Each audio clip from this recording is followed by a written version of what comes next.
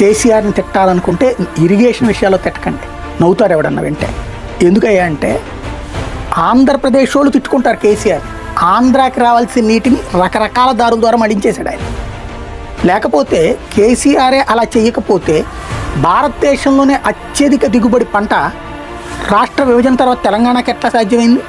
ఒకప్పుడు ఏమన్నారు, ఆంధ్ర వాళ్ళు నీళ్ళని దోచుకుంటున్నారన్నారు. మరి ఆంధ్ర వాళ్ళు నీళ్ళని దోచుకుంటే తెలంగాణకి పంటలు ఎక్కడి నుంచి ఎందుకు ఎక్కువ వచ్చింది? ఆంధ్ర 7వ స్థానం ఉంటే తెలంగాణ నెంబర్ 1 ఉంది, అన్ని పంటలు నెంబర్ 1కి వచ్చినాయి అక్కడ. అలాంటిది ఇప్పుడు దేశంలోనే సన్నబియ్యం ఎక్కువ ఎక్కడ దొరుకుతుంది? తెలంగాణలో. ఎలా సాధ్యమవుతుంది సన్నబియ్యం? ఎంత నీళ్ళు అవసరం అంటే అక్కడ ఏర్పాటు చేసినట్టే కదా ఆయన. దాంట్లో సాధారణ ప్రజలకు అర్థం కాని భాషలో నోటికొచ్చిన లెక్కలు, ఇష్టం వచ్చిన కథలు చెప్పేసుకుంటున్నాం.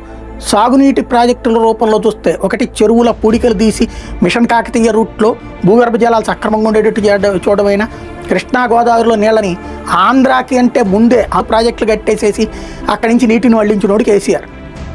దాంట్లో తలా తోక లేనటువంటి విమర్శలు చేసుకుంటూ కాలక్షేపం చేసుకుంటూ వస్తే ప్రజలు నమ్ముకుంటారనుకోవడం అమాయకత్వం.